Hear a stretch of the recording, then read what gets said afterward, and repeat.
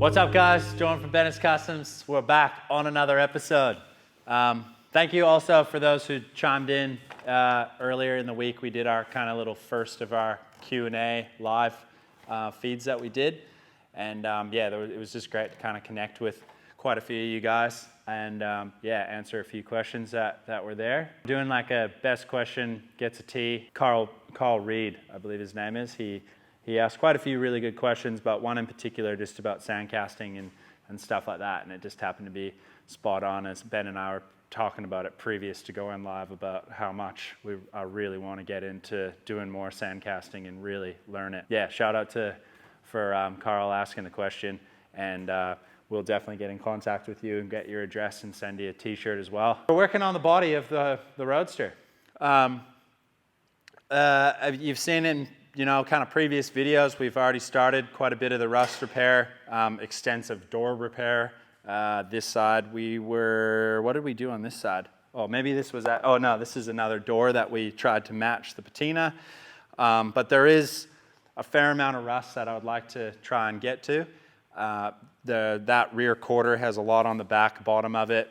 The rear trunk lid at the bottom does have a fair bit, and this cowl area down the bottom has a lot as well, as you can see. So in this video, what I would like to do is cover how to just do a little bit of rust repair on this front section. It's not crazy complex by any means, but it still needs to be done. So hopefully you guys enjoy the video.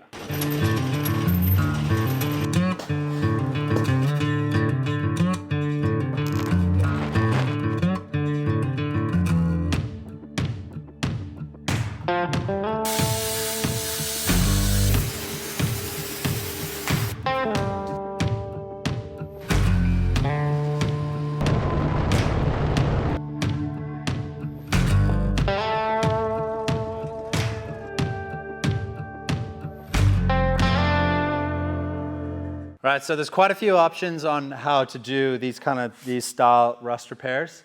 One is, like if this panel wasn't removable, is it possible to do it there? It certainly is.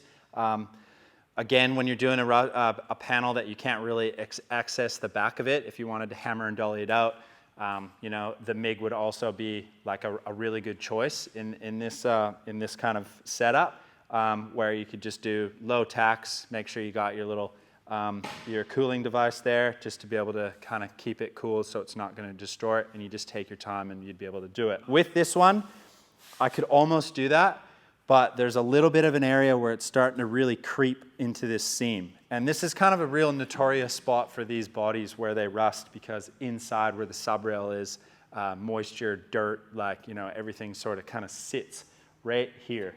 So what I would like to do with this one, I am probably going to actually remove this panel. It's not too difficult to do, and I would like to remove this panel, and then we can actually make a full section here that actually is tipped, and we can run that through the tipping wheel to get this same contour, and then we'll break the bottom edge, and then we can kind of weld it in. I would like to try and keep it relatively sort of close.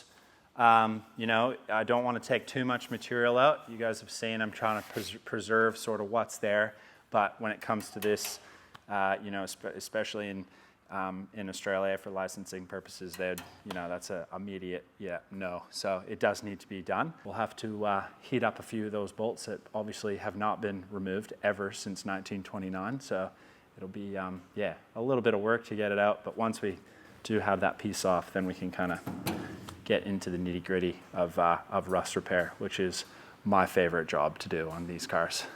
It's actually not at all. Hopefully you got the sarcasm out of that. I hate rust. But, it's also really good to learn. So.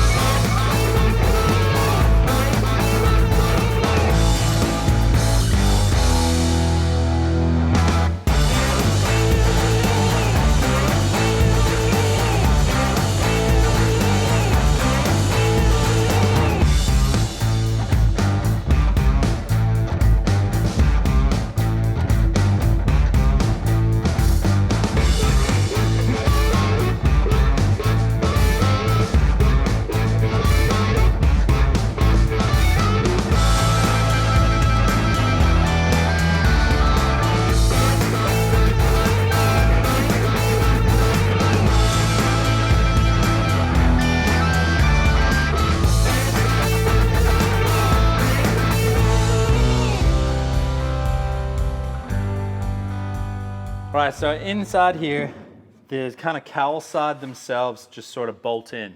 There's a couple rivets that hold them onto the front firewall, but other than that, the fuel tank itself, it has these clamps which pinches along the kind of flange that the cowl has, and then again with the little sideburn here, they just have nuts and bolts to them as well. So once we remove these very old nuts and bolts, which will be super fun, and these top clamps as well, we'll drill out a couple of these rivets and we should be able to get this panel right off so we can kind of work with it off the car itself. The way is spray it with some black magic. This stuff, I tell you, definitely not a paid thing, but holy moly, this stuff works well.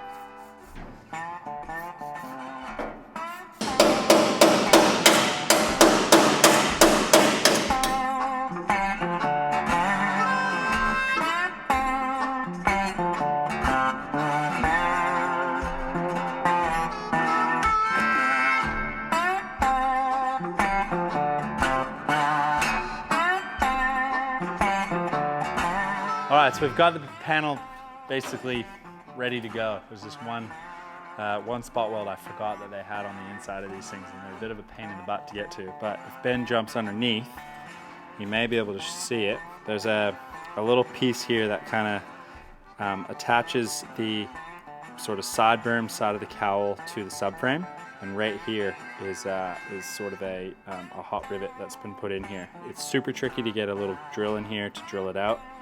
If you were able to access it this way, you could. So if you essentially had the sideburn removed, you could get to it. But I'm just going to use my little carbide tip on the end of the air grinder, and I'm just going to try and grind it out as much as I can, and hopefully I can just get that the chisel kind of in there to be able to break it. When we go and reinstall it all, I should be able to just get in here with the MIG and just give it a light little tack to put it back in. Because hopefully once it's in, it'll never come out again. In my lifetime. Maybe when Hudson starts to drive it when he's older and I'm like 100 years old.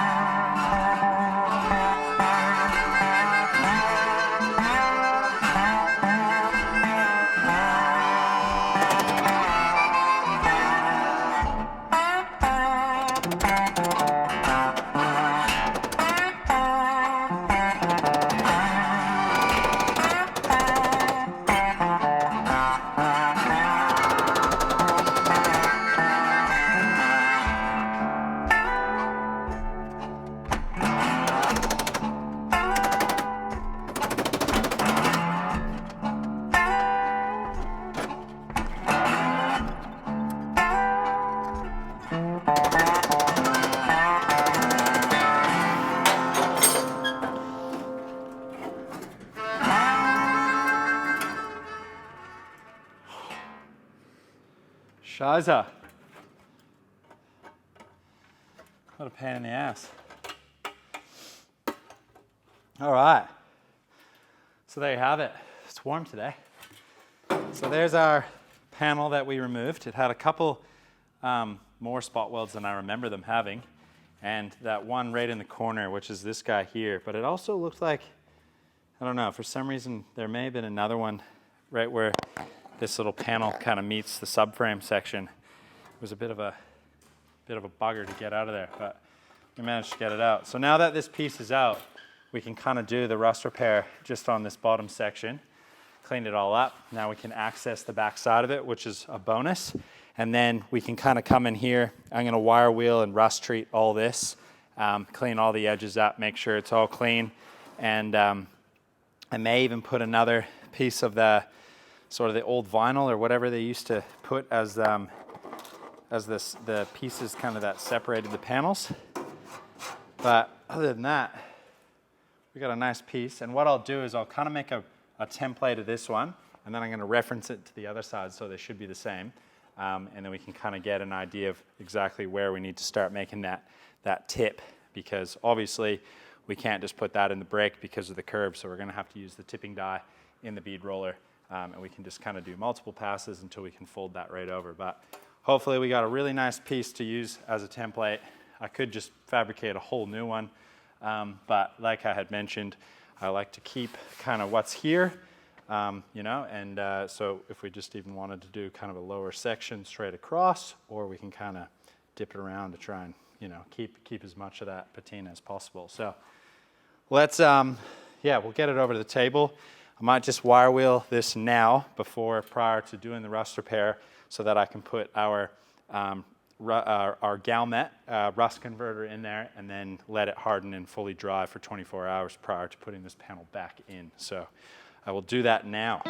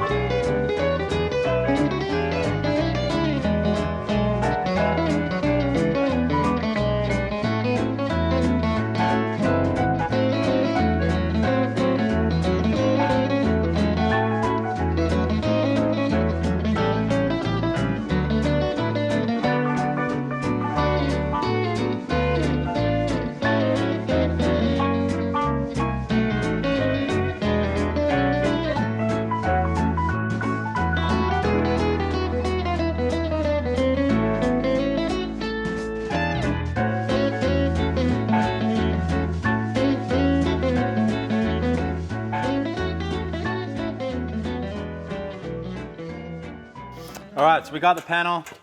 Rust converter's doing its thing over in the little subframe area.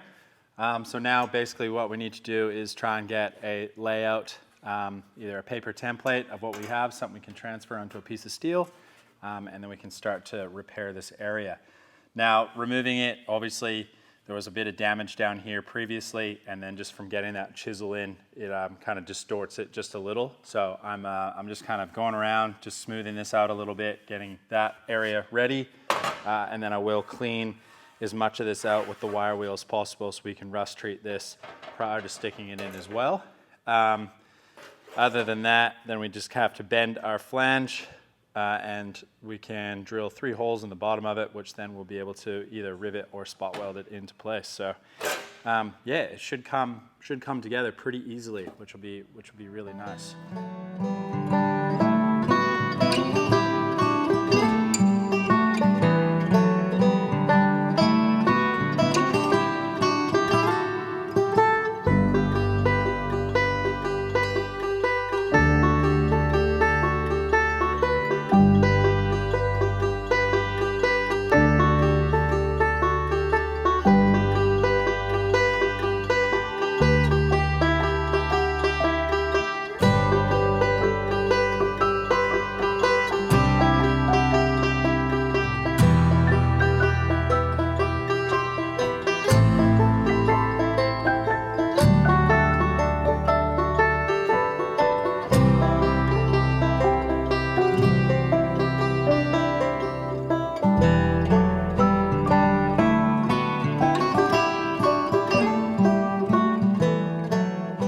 So we just made a little paper template, and I'm kind of going a little bit different here. I'm actually going to do sort of a curved line, and I'm kind of hoping that that's just a little bit easier to planish out than a dead straight line. Might just help with a bit of the distortion, potentially. So I just have a little bit of sheet metal here, and I've laid it out. I've also laid out my flanges as well, and got it all sorted. So now I can just kind of cut this out. We do have to apply a little bit of shape to this. This panel is definitely not flat. It almost has like a reverse curve to it. So it's got a bit of contour sort of this way, and then it kind of rolls down into the bottom of the guard, and then it sort of follows this way as well. So there will be a little bit of shrinking we'll have to do on the flange itself. But what I'd like to do is just sort of get the initial piece sort of cut and tipped, and then yeah, we can kind of start to manipulate it and get it to fit really nicely.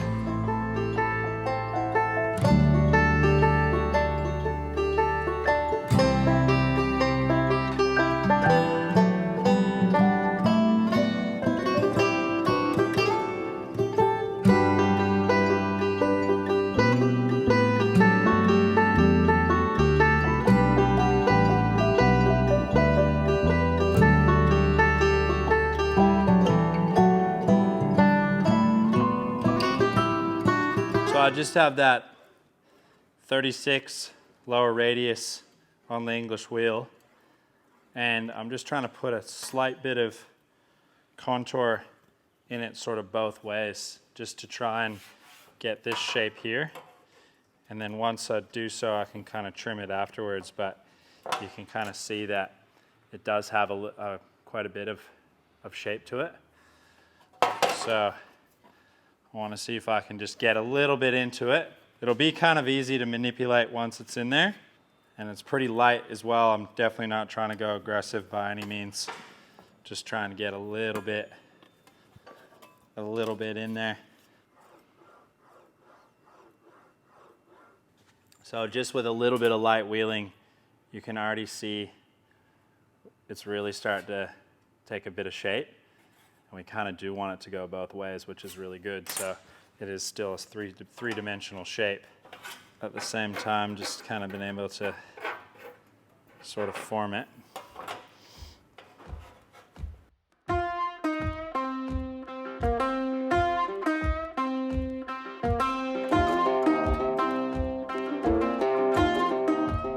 All right, so we just got our tipping die set in the bead roller, and we're just gonna run along this line, and we're gonna slowly bend this flange up.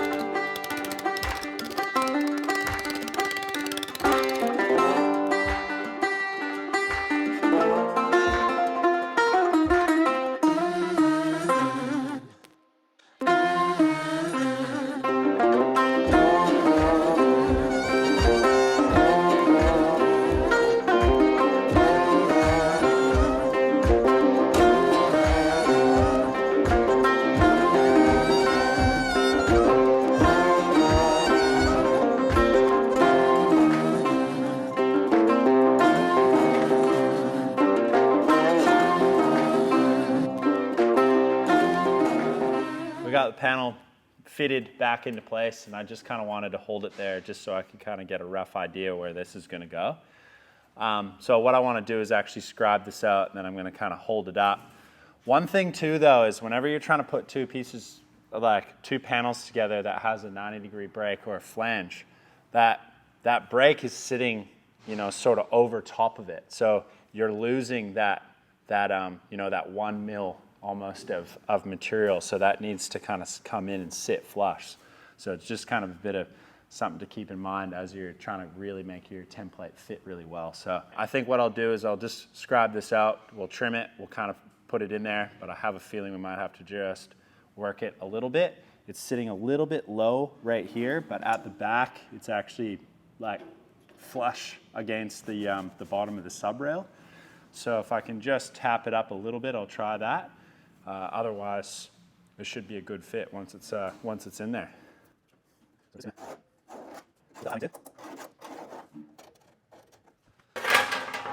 Using that scribe too, you know, rather than using like a Sharpie, if you were to use a Sharpie, you have a pretty thick line, and if you're cutting that out, you know, you could either cut on this side of the line, that side, or cut the Sharpie line, and it's probably not as accurate. I really like to use like a sharp scribe, and you know, that's giving you a real detailed line of exactly what needs to be trimmed out.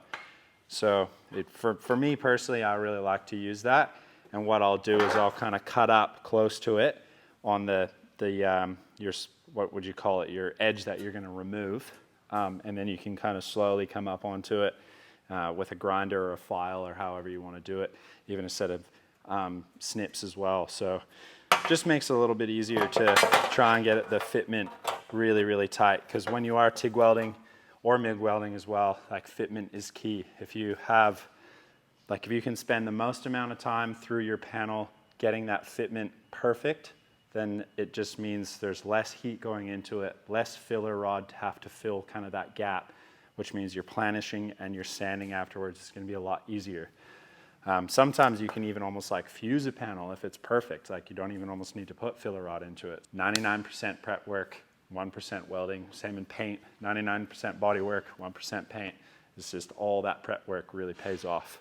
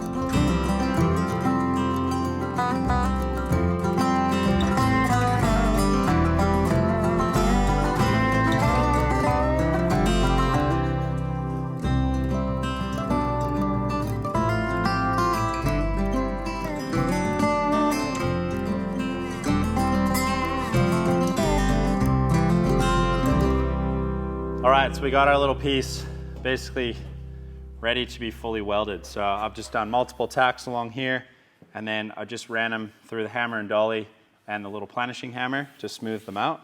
It's a bit of a tricky bend because it does kind of bend both ways. We kind of have it kind of flows off the bottom this way and then has a curve this way as well. So we've got to make sure we kind of do that right. Now I'm going to basically clean it, and I'm just going to start from one end, work a weld right across to the other end. I'm going to let it distort, do whatever it wants to do. One consistent pass, just keep that filler rod going in if I need it. And then that way we can come back, hammer and dolly it out, sand it, and then we'll whack some holes in the side here and then install the stick.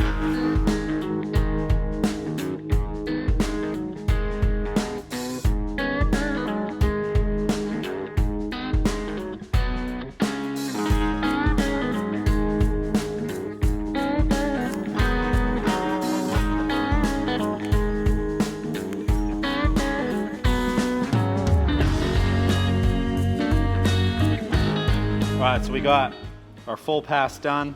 Had to stop a couple times, my glove kept catching. But yeah, super happy with that. As you can see, a small bit of distortion, but not a lot, not as much as you'd expect, which is really nice. And that's basically just consistently trying to keep that heat running across that panel and you know, making sure your filler rod's there in case you need it so you're not burning through. Backside, tons of penetration all the way around.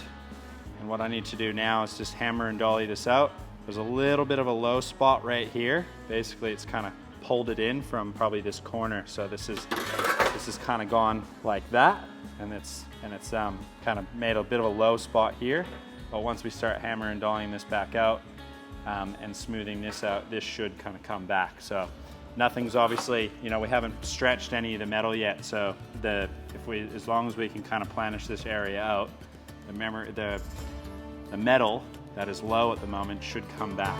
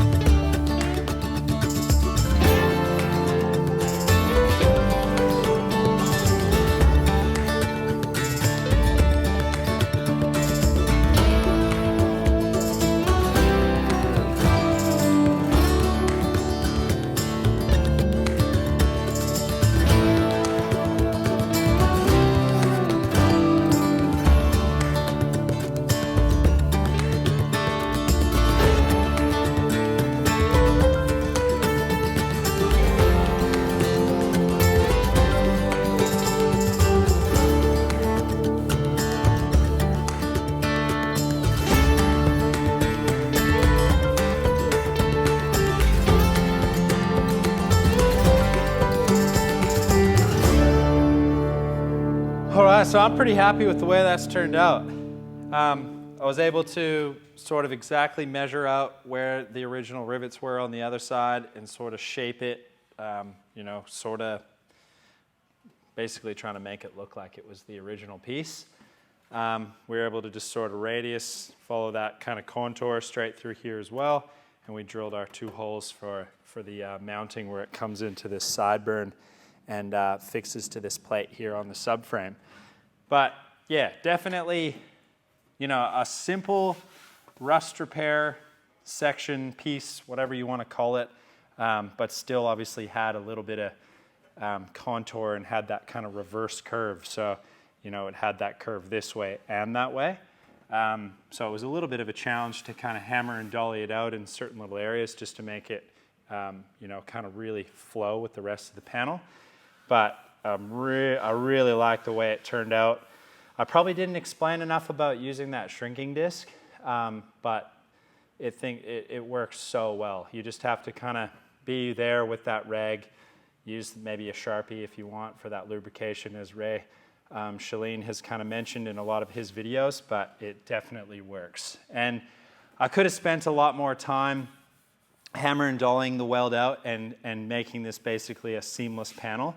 And I started to in this area and then started to kind of get through. But to be honest, like if we were trying to do a show quality bare metal finished car, like I would happily do that. But for what we're doing with this thing, and basically I'm gonna probably patina this section again and create a little bit of rust and seal it and try and blend this back into it like we've done on the previous door and this door as well, and a few other sections that will need a bit of rust repair. So I've, yeah, basically it's a really nice piece that fits back in.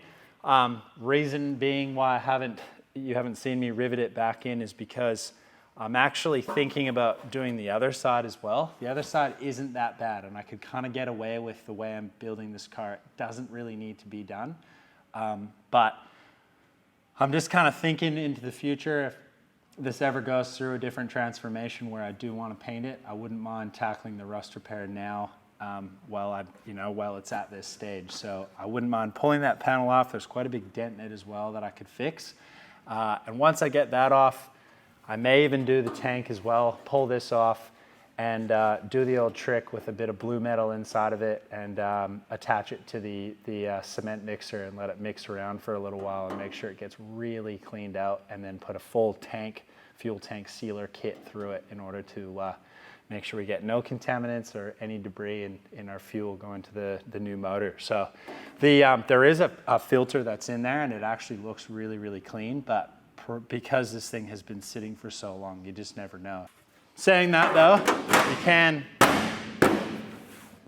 sort of set it in there, and you can see that it really does look the part. And it's just got that really nice flow all the way through. You can't even really feel it at all. Now I can run some rivets in the back and then the bolts that hold it in.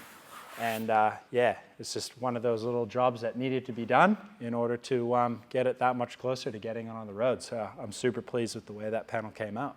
And it'll be cool to, you know, patina it eventually once we get the other panel done and get it all together, get the doors swinging up properly. And then I really want to start working out what to do internally, whether or not, you know, we kind of get in there and really try and rust treat the whole interior. The exterior, I'm happy with the way it looks, but interior wise, it would be great to maybe get in there with the wire wheel and sand the majority of what we can, and then I could even put that Galmet in a gun and spray it in there to convert the rust. Once that's converted, then we could just give it a quick light paint inside and make sure it's all sealed. So there's still a fair bit more rust repair. So in the next couple videos, we'll be working on the wheel arches on the back. I will have to make up a couple of dies so that we can kind of fix into where we have these nice swage lines or beads, and the bottom one here is damaged and there's a fair bit of rust in this area here. On the other side, it is completely gone. We still have to consider a dash as well. There is one in the States that has been on my wish list for ages that I really, really want, and I've been kind of speaking to them. Potentially might be sold already, but yeah, just got to try and work towards those little small wins. And yeah, dash gauges and then a wood kit. So I am going to use a reproduction wood kit as a template, and then I am going to try and find a really nice timber here, maybe like an oak or yeah, even a jarrow would be kind of cool. But I want to use the templates, and then we're going to try and, yeah, obviously do what I did on my green Roadster and make the really nice piece that I had done with my good friend Mark, and yeah, kind of just structurally do a couple pieces that we need in there just to really, you know, set it off and keep it that, yeah, the sort of the direction of the build. But yeah, anyways, enough talking. Thanks again for all the support we had on the live earlier this week as well. That was really cool to do, and we are considering maybe not doing them every fortnight, and maybe like kind of a once a month thing or so. So just so we can kind of, you know, have a bit more happening in the workshop to be able to show you guys a few more updates and stuff like that. And maybe we can get around to a couple mates' workshops and go check out their projects and have a few stories to tell with them, which would be cool. Carl Reed as well. Make sure you just fire us your email. So you know ours, info@bennettscustoms.com.au. And just make sure you fire us your email so we can get your size for a shirt and get it sent off to you ASAP. Or we may even wait till we get our new graphic design too. You never know. We'll see how we go. They should be finished and probably down here in boxes, fingers crossed, next week. So that'd be really neat. But yeah, anyways, hopefully you guys enjoyed that, and we will see you again next week on Bennett's Customs.